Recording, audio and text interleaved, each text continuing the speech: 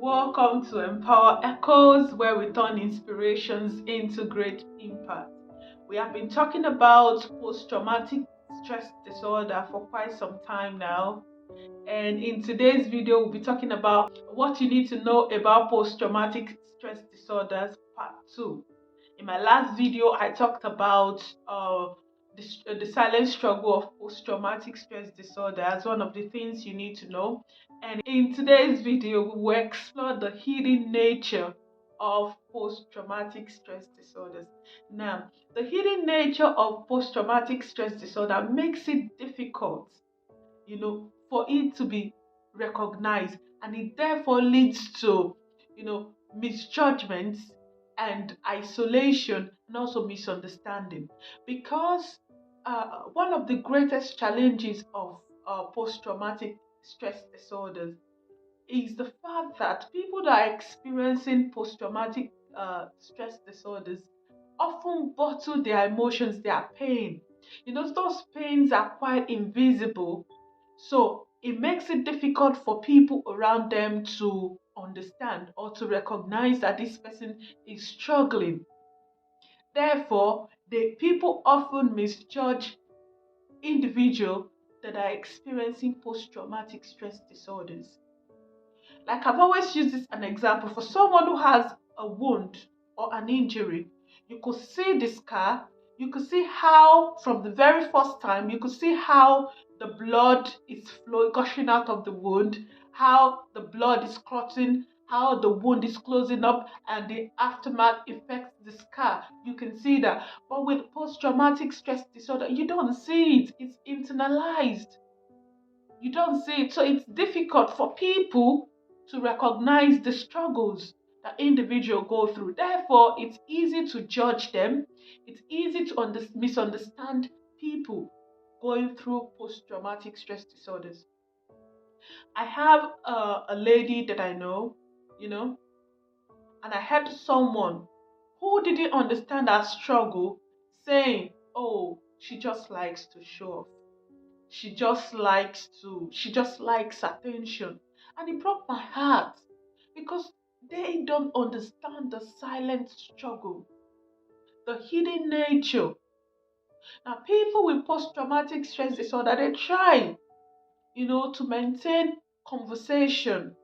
They try all their best to go about their daily functions, their jobs, their families, but deep down, there is this unbearable pain.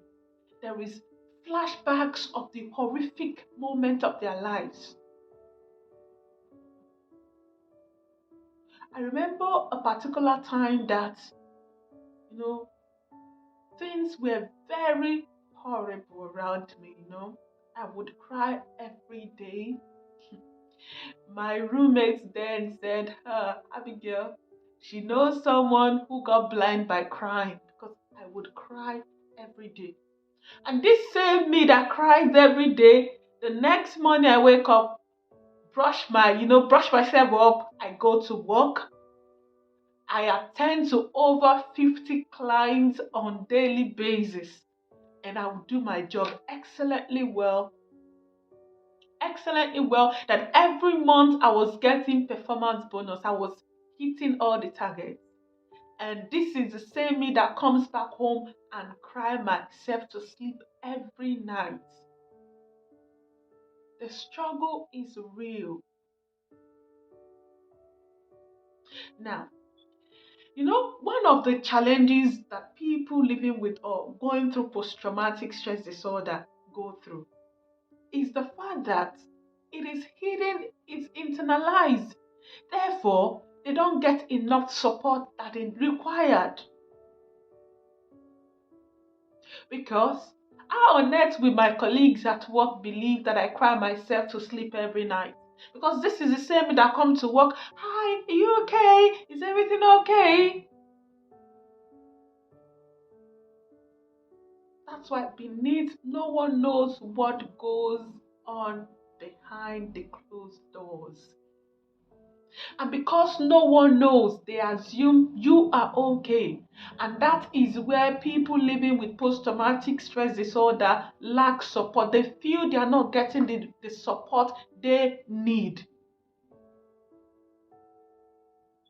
Because they feel they are not getting the lack support, it leads to them feeling depressed. It leads to them being anxious, having low self-esteem, losing confidence in themselves. We cannot talk enough about the hidden nature and the consequences of that hidden nature of PTSD on individuals that are going through PTSD. And that's why there's this saying, when you ask someone, are you okay? The first answer they are going to give you is, I'm okay. How about you go further and ask them, are you really okay? And here what comes next. Now, breaking the circle of the hidden nature of post-traumatic stress disorders. You, that woman, that man listening to me, you know that you will not heal from the domestic violence that you've been through. You know that you're still terrified every now and then. Now, how do you break free from this circle?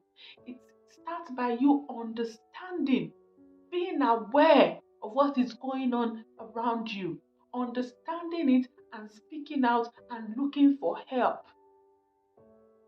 If you know you need the help, is affecting your day-to-day life.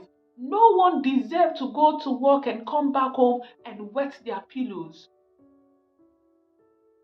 Now, if you know that it's getting that bad, you need to break this cycle by seeking help, professional help.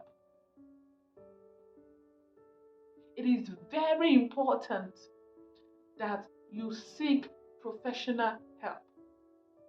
If you're still traumatized by your childhood experiences and these experiences are now affecting your day-to-day life, even though you still function well at work, you come back home and you soak your pillow with tears. It's time to break free. I understand you're not making it up. It's not just in your head. I'm not telling you get over it already. No, I understand that the struggle is real. It's time for you to break this cycle by seeking help. Alright? Now, if you know that this video has impacted you, you've learned one or two things from this video, be kind enough. Spread the knowledge. Alright? Let it flow. Spread it, share, comment, subscribe, set the notification bell so when I drop content like this, you can, be notified. And know that I love you and I care about you, and I'll see you in my next video. I love you.